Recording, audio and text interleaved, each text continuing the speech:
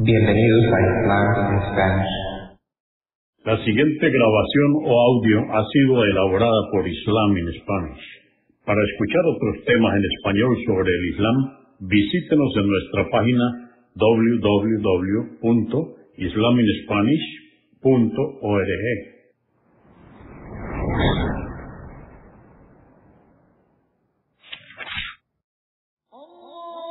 Bismillah ar-Rahman ar-Rahim. En el nombre de Alá, el Clemente, el Misericordioso. Todas las alabanzas pertenecen a Alá, subhanahu wa ta'ala. Lo alabamos, buscamos su ayuda y su perdón y le pedimos su guía. Nos refugiamos en Alá del mal en nuestras almas y de la maldad de nuestros hechos. A quien Alá guíe, nadie podrá desviarlo. Y a quien Alá, subhanahu wa ta'ala, desvíe, nadie podrá guiarlo. Atestiguo que nadie merece ser adorado excepto Alá, quien no tiene asociados, y atestiguo que Muhammad, la paz de Dios sea con él, es su siervo y mensajero. El secreto prohibido de la Iglesia. Bismillah ar-Rahman ar-Rahim. En el nombre de Alá, el Clemente, el Misericordioso. Las alabanzas son solo para Alá, el único, el Señor del universo. A veces las personas pasan años y años manteniendo un punto de vista, pero después de mucho tiempo llega alguien que, basándose en las mismas pruebas, llega a una conclusión diferente y demuestra que su conclusión es lo más correcto. Entonces estamos ante dos caminos. El primero, ignorarlo y seguir encerrados en nuestras opiniones. El segundo es vencer nuestro propio ego y orgullo, luchar contra la ceguera y el dolor, reconocer nuestro error y aceptar lo correcto. Luego de un tiempo pensaremos cuán ciegos estábamos y agradeceremos a esa persona que nos mostró una nueva visión de las cosas, a pesar del sufrimiento inicial que nos causó. En la introducción a la obra Jesús, un profeta del Islam, escrita por un gran historiador musulmán llamado Muhammad Ataur Rahim, él nos dice que descubrió que la mayor confusión de ideas giran alrededor del natalicio de Jesús, de su misión y su muerte. Y él nos dice que la mayor parte de dicha confusión fue causada por aquellos dos dogmas que desafían la explicación racional, a saber, el dogma de la supuesta divinidad de Jesús y el dogma de la Trinidad. Para cumplir con el objetivo de educar a nuestra gente hispana, aquí, en esta grabación de Islam in Spanish, nos permitimos exponer los escritos de dos excelentes autores historiadores musulmanes, Robert M. Mont y Muhammad Ataur Rahim, para conformar un título llamado El secreto prohibido de la Iglesia, el cual contiene tres partes. Primero, cómo era la Palestina en los tiempos de Jesús. Segundo, cómo se divinizó a Jesús. Y tercero, cómo se efectuó el gran fraude llamado el Concilio de Nicea. Que sea Alá quien nos guíe en el establecimiento de la verdad espiritual para sosegar nuestros corazones y orientarnos a una verdadera fraternidad islámica. Esa es nuestra intención. ¿Cómo era la Palestina en tiempos de Jesús? La Palestina del siglo I era un lugar lleno de conflictos. Por un tiempo, en la Tierra Santa hubo conflictos dinásticos por el poder, luchas internas y ocasionalmente guerras en gran escala. Durante el siglo II a.C., se estableció transitoriamente un reino judío más o menos unificado, tal como menciona el libro de Macabeos del Antiguo Testamento. Sin embargo, en el 63 a.C., esta tierra volvía a estar en conflicto y era invadida por nuevos conquistadores.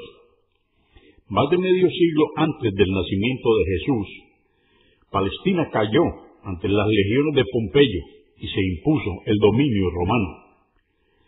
Pero el Imperio Romano estaba muy extendido por ese entonces y demasiado preocupado con sus problemas propios, como para instalar la estructura administrativa necesaria para regir directamente.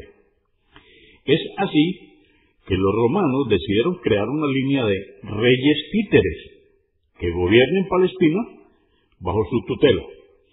Esta es la dinastía de reyes herodianos, que no eran hebreos. El primero de estos fue Antípater, que ascendió al trono de Palestina el año 63 a.C. Debemos imaginarnos una tierra conquistada por la fuerza, sus habitantes sometidos, gobernada por un régimen de reyes títeres que se mantenían en el poder por medio de la fuerza militar romana, obviamente. La gente del país pudo mantener su propia religión, pero Roma era la autoridad suprema. Su autoridad era ejercida por medio del derecho romano, que era forzadamente impuesto por los legionarios romanos, tal como lo hicieron luego en Inglaterra. En el año 6 de la era cristiana, la situación se tornó más crítica. Ese año Palestina se dividió administrativamente en una provincia romana y dos tetrarquías. Herodes reinaba en una tetrarquía, Galilea, pero Judea, capital espiritual y secular, fue puesta bajo control directo de Roma, bajo la administración de un procurador romano asentado en Cesarea. El régimen romano era brutal y tiránico. Cuando asumieron el control directo de Judea, 3.000 rebeldes fueron crucificados sumariamente. El templo de Salomón fue violado y saqueado. Se impusieron elevados impuestos. La tortura era frecuentemente empleada. Muchos de los habitantes cometieron suicidio. Esta situación no mejoró en nada con la llegada de Poncio Pilatos, quien presidió como procurador de Judea entre el 26 después de Cristo y el 36 después de Cristo. Contrariamente a la imagen que la Biblia nos presenta, los registros existentes indican que Pilatos era un hombre cruel y corrupto que no solo perpetuó, sino que intensificó los abusos de sus predecesores. Es por demás sorprendente que no haya, por lo menos a primera vista, ningún tipo de crítica a Roma en los evangelios, ni mención alguna del peso del yugo romano. Es más, el relato evangélico sugiere que los habitantes de Judea estaban plácidamente complacidos con su suerte, pero en verdad muy pocos estaban contentos y muchos estaban lejos de estar complacidos. Los judíos de Tierra Santa pueden fácilmente dividirse en varias sectas y subsectas. Tenemos, por ejemplo, los saduceos, una pequeña pero pudiente casta de terratenientes que, para enojo de sus compatriotas, colaboraban con los romanos.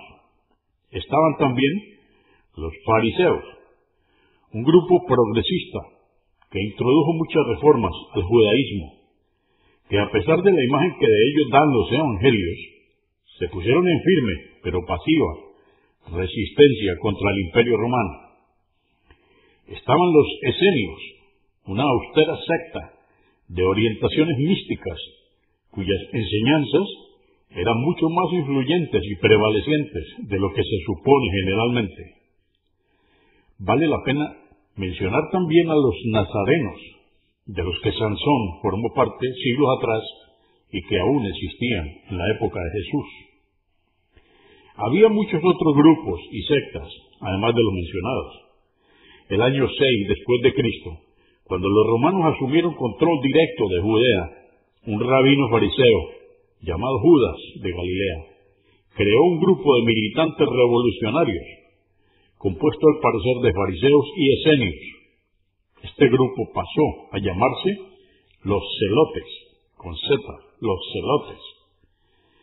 Los celotes no eran una secta en el estricto sentido de la palabra. Eran un movimiento que reclutaba a sus miembros de entre varias sectas. En la época de la misión de Jesús, los celotes habían asumido un siempre creciente papel preponderante en los asuntos de la Tierra Santa. La actividad de estos celotes continuaría fuera del control romano, hasta mucho después de la crucifixión. Ya por el año 44 después de Cristo, esta actividad rebelde se había intensificado tanto que el conflicto armado ya se veía venir.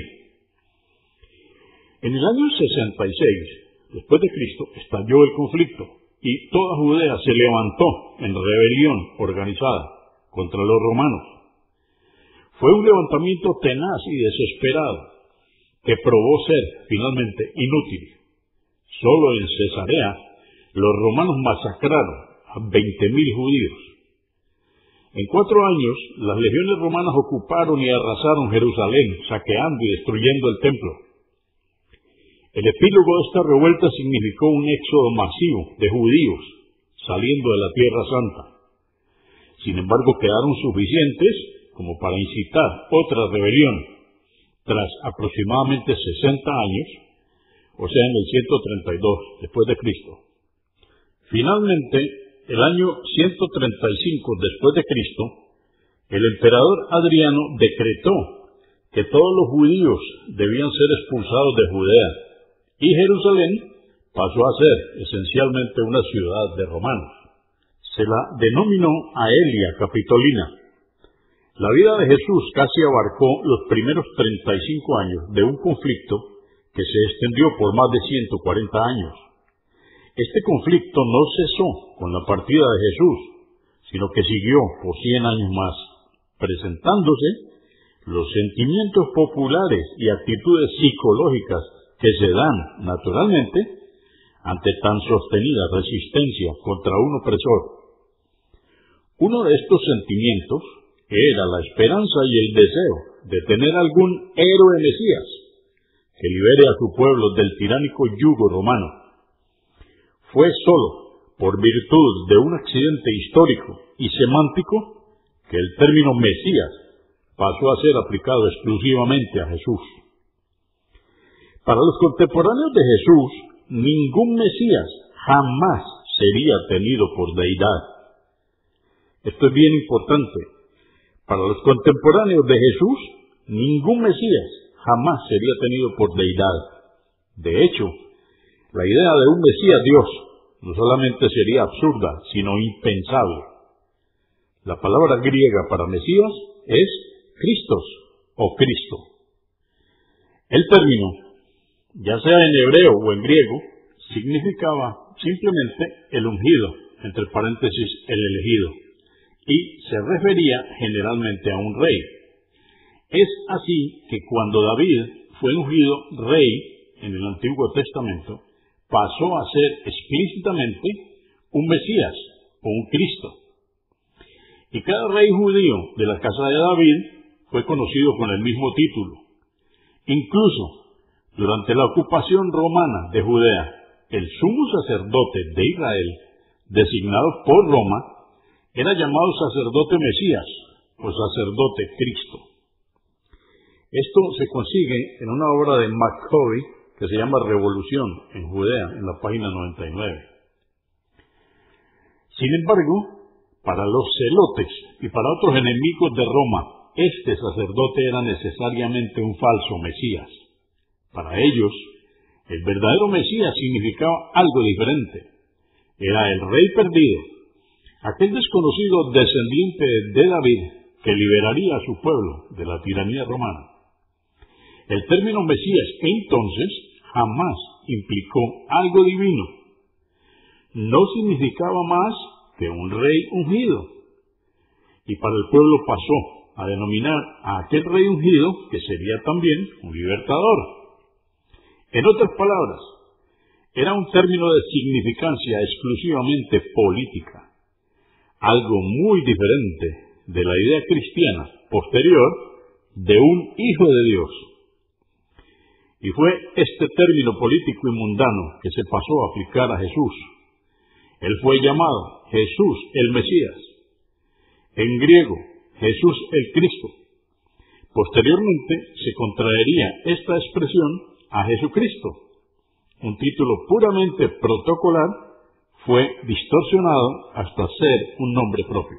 Hacemos consideración ahora a la segunda parte, cómo se divinizó a Jesús. Dentro de esta grabación del secreto prohibido de la Iglesia, decimos, el cristianismo desde el principio fue dirigido principalmente a una audiencia romana o romanizada. El mundo romano estaba acostumbrado a deidificar a sus gobernantes, o sea, a hacer los dioses a sus gobernantes. El César ya había sido oficialmente instituido como un dios.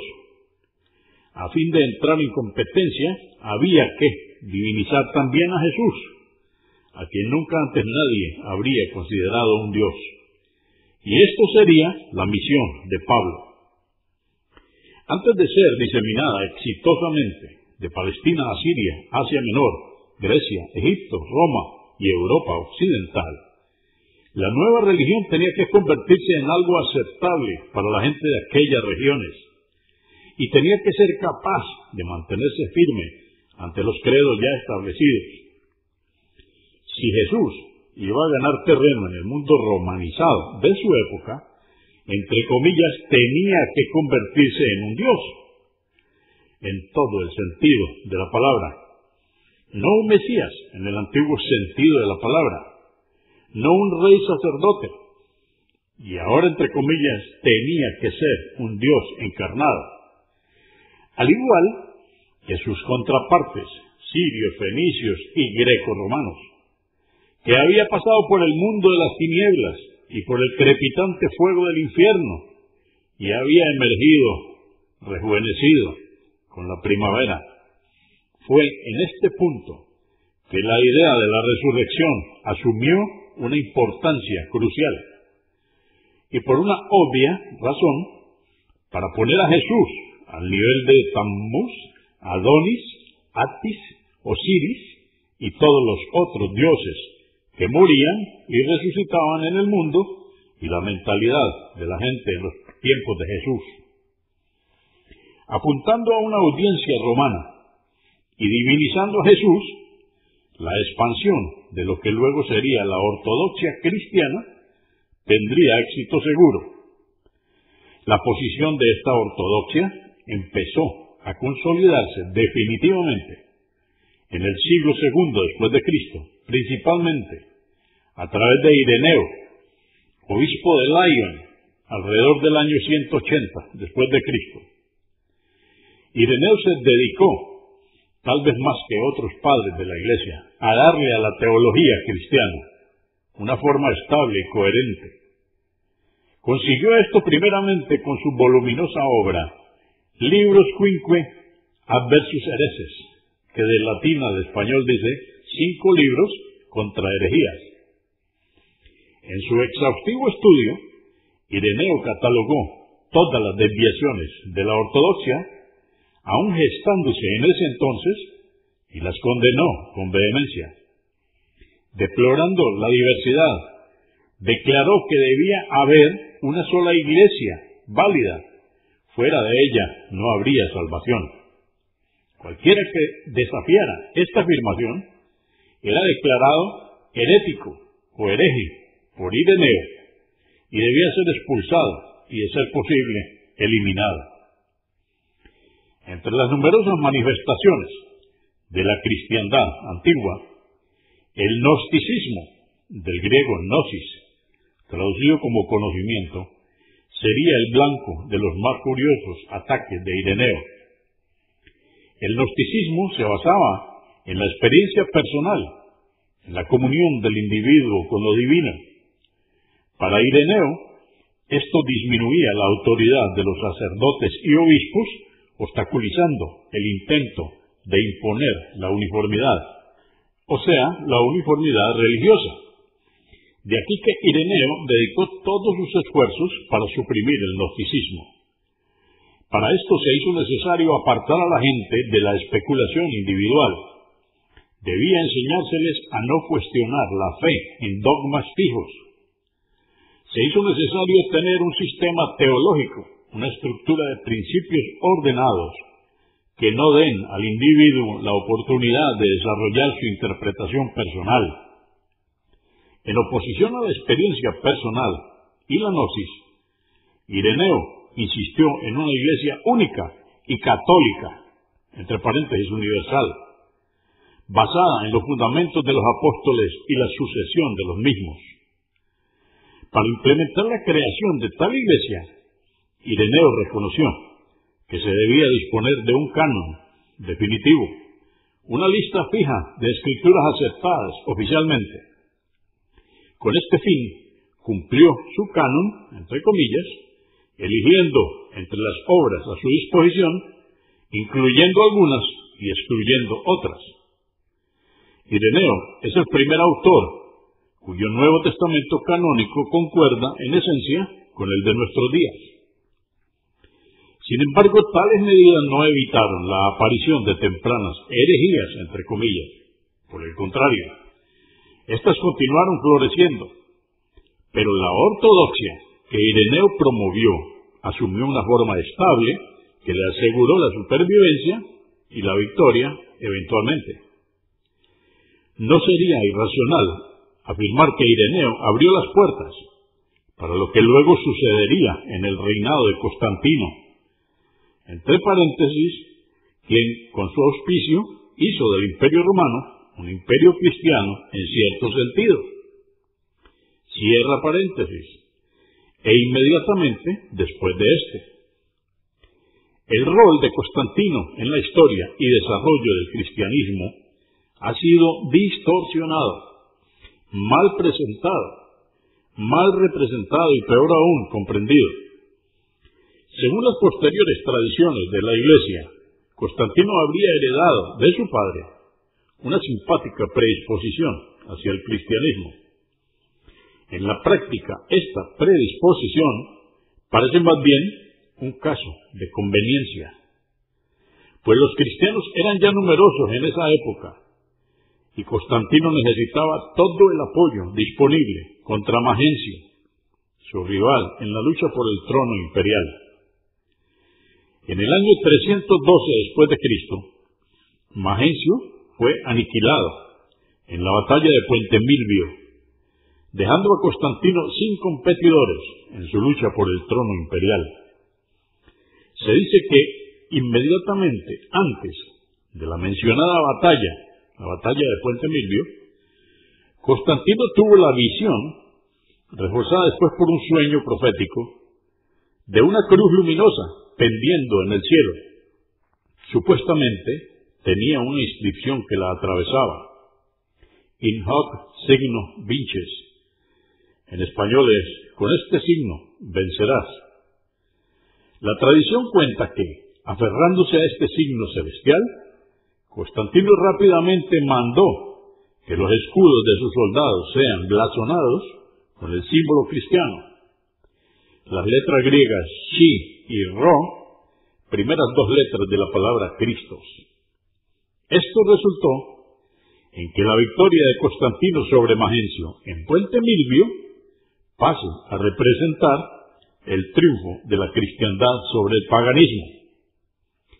Esa es la tradición popular de la Iglesia. En base a ella se piensa comúnmente que, entre comillas, Constantino convirtió al Imperio Romano al cristianismo. Cierra comillas. Sin embargo, Constantino no hizo tal cosa. Para decir qué fue lo que hizo Constantino precisamente, debemos examinar las evidencias con más detenimiento. En primer lugar, la conversión, entre comillas, de Constantino, si se la puede llamar así, no parece haber sido cristiana, sino descaradamente pagana. Tal parece que Constantino tuvo un tipo de visión o experiencia en los precintos de un templo pagano dedicado al dios Apolo Gálico, en los Vosges o cerca de Autun. Según un testigo acompañando al ejército de Constantino, La visión fue del dios Sol, deidad adorada por ciertos cultos, bajo el nombre de Sol Invictus, entre paréntesis, Sol Invencible. Hay evidencia que muestra que Constantino fue iniciado en uno de estos cultos al Sol Invicto, poco antes de tener su, entre comillas, visión. De cualquier forma, el Senado romano erigió, después de la batalla de Puente Milvio, un arco triunfal en el Coliseo. De acuerdo a la inscripción en este arco, la victoria se debió, entre comillas, a la mano de la deidad. Pero la deidad en cuestión no era Jesús, era el Sol Invicto, la deidad solar pagana. Esto se puede consultar en la obra de Chadwick, The Early Church, página 125. Contrariamente a la tradición cristiana, Constantino no hizo del cristianismo la religión oficial del Estado romano. La religión del Estado, bajo Constantino, era, de hecho, la pagana adoración del sol. Y Constantino fue toda su vida el sacerdote supremo. De hecho, su reinado se llamó, entre comillas, la emperatoría del sol. Y el Sol Invicto figuraba por doquier, incluso en las enseñas reales y las monedas acuñadas en el imperio. La imagen de Constantino como un ferviente converso al cristianismo está obviamente errada. Él mismo no fue bautizado hasta el año 337, cuando yacía en su lecho de muerte, aparentemente muy, pero muy débil o imposibilitado para negarse. Tampoco se le puede acreditar el monograma Chi-Rho. Una inscripción con este mismo monograma fue encontrada en una tumba en Pompeya, 2 siglos y medio antes de estos acontecimientos. Y esta es una cita de Goodenough, Jewish Symbols, volumen 7, página 128. El culto al Sol Invicto era originalmente sirio y fue impuesto por los emperadores romanos a sus súbditos un siglo antes de Constantino. A pesar de contener elementos del culto de Baal y Astarte, era esencialmente monoteísta. En efecto, asumía que el dios Sol era la suma de los atributos de todos los otros dioses, y así, pacíficamente, sometió a todos sus rivales potenciales. Más aún, armonizaba convenientemente con el culto de Mitra, que también prevalecía en Roma y el imperio por ese entonces, y también envolvía la adoración del sol. Para Constantino, el culto al Sol Invicto era lo más conveniente. Su objetivo primordial, una obsesión, de hecho, era la unidad, pero la unidad política, unidad religiosa y territorial. Un culto o religión estatal que incluyera a todos los demás cultos ayudaba, obviamente, a cumplir con ese objetivo. Y fue bajo los auspicios del Sol Invicto que el cristianismo consolidó su posición. El cristianismo ortodoxo tenía mucho en común con el culto del Sol Invicto y por lo tanto pudo florecer bajo la sombra de tolerancia de este último, el culto del Sol Invicto. Siendo esencialmente monoteísta, abrió la senda para el monoteísmo de la cristiandad. El culto del Sol Invicto era conveniente en otros aspectos también, pero estos aspectos modificaron al cristianismo, a la vez que facilitaban su expansión. Por un decreto anunciado en el año 321 después de Cristo, Constantino ordenó que las cortes de justicia debían cerrar en el venerable día del sol, el domingo, y decretó además que este debía ser un día de descanso. Hasta entonces la cristiandad se había aferrado al descanso sabatino de los judíos, considerándolo sagrado. Sin embargo, por el edicto de Constantino, la cristiandad transfirió su día sagrado al domingo, que es el día del sol. Esto no solo trajo armonía entre la cristiandad y el régimen romano existente, sino que permitió que la primera se desligue de sus orígenes judaicos. Otro ejemplo, el nacimiento de Jesús se celebraba el 6 de enero hasta el siglo IV después de Cristo. Sin embargo, el día principal del año en el culto solar era el 25 de diciembre, el festival de Natalis Invictus, el nacimiento o renacimiento del sol, cuando los días empiezan a ser más largos. En este caso, también la cristiandad se sometió a los mandamientos del régimen y las costumbres de la religión estatal establecida. El culto del sol invicto era muy parecido al culto de Mitra, tanto que se los confundía a veces. Y esto es una cita del autor Heidelberg, The Cult of Sol Invictus. El autor explica que este culto fue traído a Roma en el siglo III por el emperador Elagabalus. Cuando Aureliano introdujo su reforma religiosa, era de hecho un restablecimiento del culto al sol invicto en la forma en que fue originalmente introducido. Entonces tenemos que ambos, el culto al sol invicto y el culto a Mitra, enfatizaban el elevado estatus del sol. Ambos celebraban un gran festival del nacimiento el día 25 de diciembre. Por lo tanto, el cristianismo también encontraría puntos de convergencia con el mitraísmo. Más aún, porque el culto de Mitra declaraba la inmortalidad del alma, un futuro juicio y la resurrección de los muertos. A fin de lograr su ansiada unidad, Constantino intentó achicar las diferencias entre el cristianismo, el mitraísmo y el sol invicto, y deliberadamente decidió no ver contradicción alguna entre estos cultos. Por este sentido, toleró, óigase bien, toleró al Jesús divinizado como la encarnación terrenal del sol invicto. Construía una iglesia cristiana y al mismo tiempo construía una estatua de la diosa Cibeles y del sol invicto. Este último sería una estatua del propio Constantino, con sus facciones. En estas actitudes conciliadoras y ecuménicas se puede ver nuevamente el afán de unidad. La fe era para Constantino una cuestión de política, y cualquier fe que conducía a la deseada unidad era tratada con preferencia. A pesar de no ser el buen cristiano que las tradiciones nos presentan, Constantino consolidó la estructura de la ortodoxia cristiana en nombre de la unidad y la uniformidad.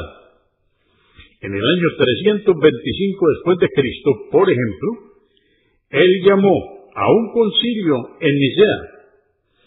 En este concilio se definió la fecha de la Pascua. Se establecieron las reglas que definieron la autoridad de los obispos, facilitando la acumulación de poder en manos de la Iglesia. Lo más importante de todo es que el concilio de Nicea decidió por votación que Jesús era un Dios y no un profeta mortal. Esta votación está en una cita en donde nos dice que la votación fue 218 a favor y 2 en contra. Después se pronunció que el Hijo era igual al Padre. Debemos recalcar nuevamente que Constantino no tenía ningún interés piadoso, sino que le impulsaba la conveniencia y su obsesión por la unidad. como un Dios, Jesús podía ser convenientemente asociado con el sol invicto. Un profeta mortal sería mucho más difícil de encuadrar. En poco tiempo, la cristiandad se embarcó en una políticamente deseable fusión con la religión oficial del Estado. Y mientras más se comprometía la Iglesia, Constantino confería más y más apoyo y soporte a la cristiandad ortodoxa. De este modo, un año después del Concilio de Nicea, Constantino mandó que se confisquen y se quemen todos los libros opuestos a la ortodoxia cristiana. Serían obras de autores paganos sobre Jesús, así como obras de cristianos herejes, entre comillas, porque así se le designaba a los que no estaban de acuerdo con esta iglesia, esta cristiandad ortodoxa. Destinó también una entrada fija de dinero a las arcas de la iglesia e instaló al obispo de Roma en el palacio de Letrán. No sería hasta el año 384 que el obispo de Roma se designaría a sí mismo papa por primera vez. Entonces, el año 331 después de Cristo, comisionó y financió nuevas copias de la Biblia. Esto constituye uno de los factores más decisivos en la historia del cristianismo y dio a la cristiandad ortodoxa una oportunidad inigualable.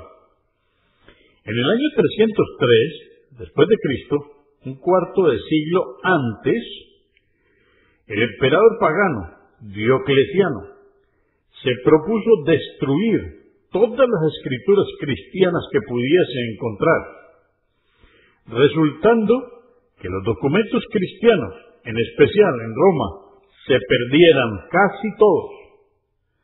Cuando Constantino mandó hacer nuevas versiones de estos escritos, esto fue lo que permitió a los custodios de la ortodoxia revisar, arreglar y reescribir sus contenidos para que coincidan con sus creencias. Es probable que en este momento se hizo la mayoría de las alteraciones cruciales al Nuevo Testamento.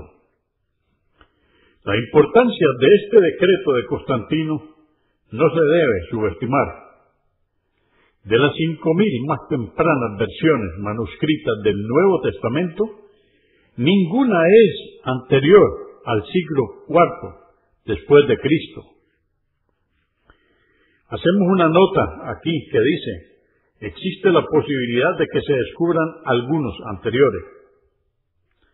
En 1976 se descubrió un gran depósito de manuscritos antiguos en el monasterio de Santa Catalina en el monte Sinaí. El descubrimiento se mantuvo en secreto hasta que lo publicó un periódico alemán en 1978. Hay miles de fragmentos, algunos anteriores al año 300, incluyendo 8 páginas que faltaban del Códice Sinaítico en el Museo Británico. Los monjes que vigilan este material solo han permitido el acceso a un erudito griego. Para enterarse más de esto, ver International Herald Tribune del 27 de abril de 1978. El Nuevo Testamento, como existe hoy en día, es esencialmente obra de los editores y copistas del siglo IV. Después de escuchar esta parte de la narración completa, debemos hacer un recuento sobre la cantidad de concesiones que hizo la Iglesia Ortodoxa cristiana. Esa Iglesia Ortodoxa cristiana se acomodó a Constantino y al Imperio Romano por conveniencia, por política, muchas veces renunciando inclusive a sus propias tradiciones. Ejemplo, la Iglesia Ortodoxa cristiana, que en su mayoría estaba compuesta por judíos, ellos celebraban el sábado como su día festivo. Entonces se dieron hacia la Iglesia de Constantino, la parte de la iglesia romana, paulina, y trasladó Constantino entonces el día de los judíos, que era el sábado, y ahora quedó el domingo como día festivo. Otra concesión que hizo la iglesia ortodoxa cristiana fue con referencia al natalicio de Jesús. Ellos lo celebraron el 6 de enero, pero para conveniencia suya y acomodarse a lo que Constantino quería, entonces ahora resulta que el natalicio de Jesús lo pusieron para el 25 de diciembre, que es el día del sol invicto. Otra concesión que hicieron fue que trasladaran la idea del Jesús que todos los cristianos primitivos conocían, y a través del concilio de Nicea dijeron que elevaran, para poder acomodar la imagen de Jesús, que lo elevaran a la idea de que Jesús era Dios y no un profeta. Aquí es donde me permito entonces anexar algo que está mencionado en una grabación que hicimos llamada El Nuevo Testamento Hoy, y en pregunta decimos, ¿es palabra de Dios? Y allí hago notar lo siguiente: muchos cristianos, en el capítulo 6 es esto, muchos cristianos nunca considerarían a Jesús un profeta. Para ellos esto sería rebajarlo de la alta posición que le fue dada. Sin embargo, existen muchos pasajes que se refieren a Jesús como un profeta. El propio Jesús se consideraba un profeta, y así lo consideraban muchos de sus seguidores. Por ejemplo, después de oír noticias de que Herodes quería matarlo, Jesús dijo, y esto está en Marcos capítulo 6, versos 1 al 4. Sin embargo, es necesario que hoy y mañana y pasado mañana siga mi camino, porque no es posible que un profeta muera fuera de Jerusalén. Esta es una cita de Lucas, capítulo 13, verso 33. En otra ocasión, empezó a enseñar en su propia ciudad. Cuando comenzaba, algunos de los suyos empezaron a ofenderlo. Jesús les dijo, no hay profeta sin honra, sino en su propia tierra y entre sus parientes. Y esto está en Marcos capítulo 6, versos 1 al 4. El autor de Hechos de los Apóstoles, entre comillas, también llama a Jesús un profeta cuando cita el Antiguo Testamento. Explica cómo Dios anunció a Jesús el ungido en boca de sus santos profetas desde tiempos antiguos.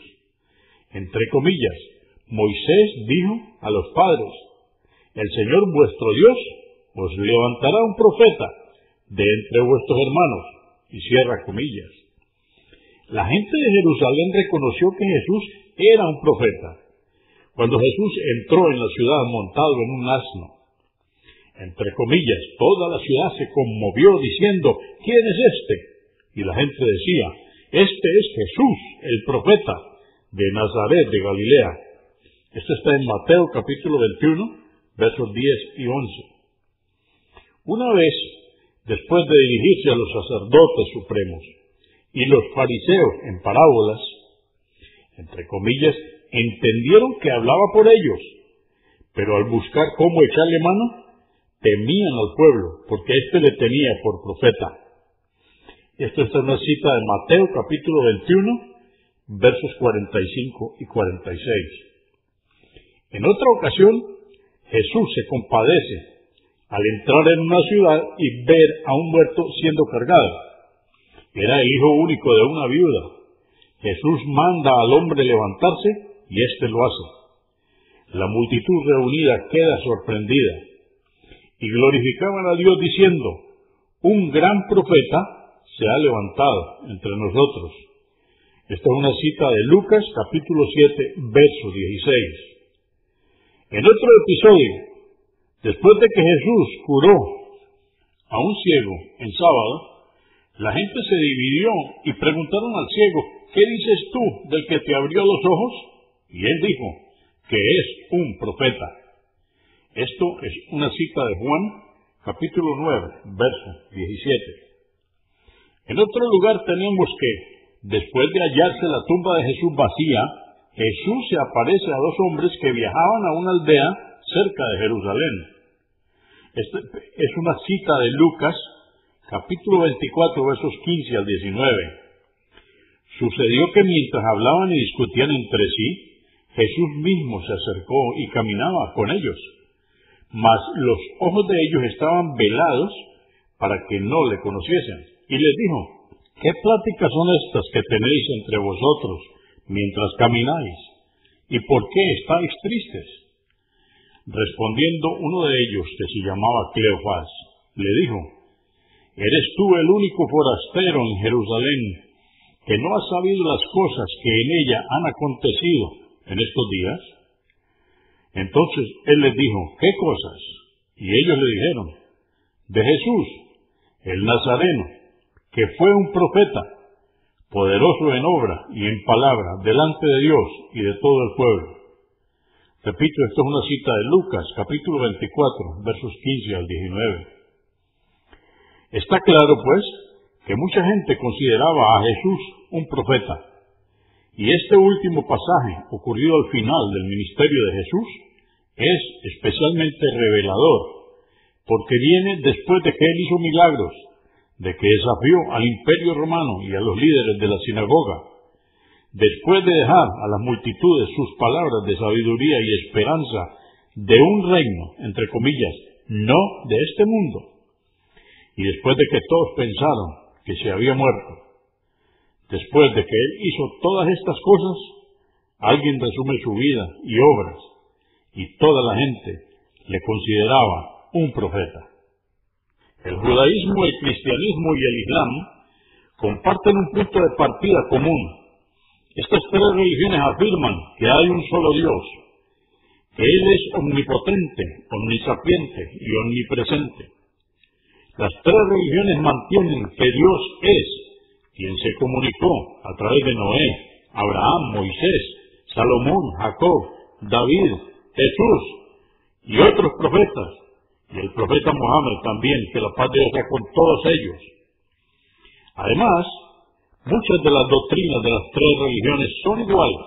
Por ejemplo, todas creen que los cielos y la tierra son creación de Dios, que existen los ángeles, así como existe Satán y sus seguidores, que habrá un día de juicio final, que habrá un paraíso para los recompensados y un infierno para los castigados, y que solo Dios puede perdonar los pecados. Sin embargo, hay algunas creencias que son compartidas por el Islam y el cristianismo. El Nuevo Testamento y el Corán, libro sagrado del Islam, ambos afirman que Jesús fue un profeta y que nació de una virgen. Ambos mantienen que Jesús recibió el Evangelio y que efectuó varios milagros y signos. Más aún, cristianos y musulmanes creen que Jesús será un signo de la llegada de la hora del juicio. Pero la diferencia mayor entre el Islam y el cristianismo, a la vez que es el punto más conflictivo, es que los cristianos creen que Jesús es Dios y que los musulmanes creen que Jesús era solo un profeta de Dios. Para un musulmán es una grave blasfemia y degradar la majestad de Dios decir que Jesús era hijo de Dios y que Jesús es Dios. Los musulmanes creen que Jesús vino como un profeta de Dios para recordar a su gente que deben tener fe en Dios y obedecerle. El Corán nos dice en el capítulo 5, verso 46: e hicimos que tras ellos, siguiendo sus huellas, viniera Jesús, hijo de María, confirmando aquello que ya estaba en la Torá, y le dimos el Evangelio, entre paréntesis, Injil, en el que había luz, guía y una confirmación de lo que ya estaba en la Torá, así como guía y amonestación para los temerosos. Este versículo coincide con las palabras de Jesús en el Nuevo Testamento, y esto está en Mateo capítulo 5, verso 17, No penséis que he venido para abrogar la ley o los profetas. No he venido para abrogar, sino para cumplir. A pesar de haber muchas partes del Nuevo Testamento que son parte de la creencia de los musulmanes no creen que el Nuevo Testamento sea la palabra de Dios revelada. Los musulmanes creen que el Evangelio fue comunicado por Dios a Jesús en su forma pura y original, pero el Evangelio fue mal interpretado al tiempo de compilarse todo en un solo volumen. Los musulmanes reconocen los registros históricos de la crucifixión, pero no creen que Jesús haya sido crucificado. El Corán enseña que Jesús no fue crucificado ni muerto por los judíos, pero que hubo ciertas circunstancias que aparentemente produjeron esa impresión en la mente de los enemigos del Mesías. El Corán nos dice en el capítulo 4, verso 157, y por haber dicho, matamos al ungido, hijo de María, mensajero de Alá. Pero aunque así lo creyeron, no lo mataron ni lo crucificaron. Y los que discrepan sobre él tienen dudas y no tienen ningún conocimiento de lo que pasó, solo siguen conjeturas, pues con toda certeza que no lo mataron. Y esta es la palabra de Dios en el Corán. Algunos eruditos sostienen que la muerte de Jesús en la cruz fue solo aparente, una ilusión. Otros creen que en la cruz había alguien más con las facciones de Jesús. En Juan 20 se nos dice que Jesús mismo apareció irreconocible luego de la crucifixión. Esto ocurre cuando María Magdalena fue al sepulcro. Cuando lo halló abierto y vacío, empezó a llorar. De pronto se dio vuelta y vio a Jesús de pie, pero no supo que era Jesús. Asumió que era el jardinero. Habló brevemente con él y solo cuando Jesús mencionó su nombre, ella lo reconoció. Los musulmanes creen que Dios mandó a Muhammad, la paz de Dios sea con él, un profeta, para difundir el mensaje del Islam a toda la humanidad. Las enseñanzas básicas del Islam están contenidas en el Corán. El Islam es la confirmación y la continuación del mensaje dado a Jesús y a los demás profetas y mensajeros de Dios.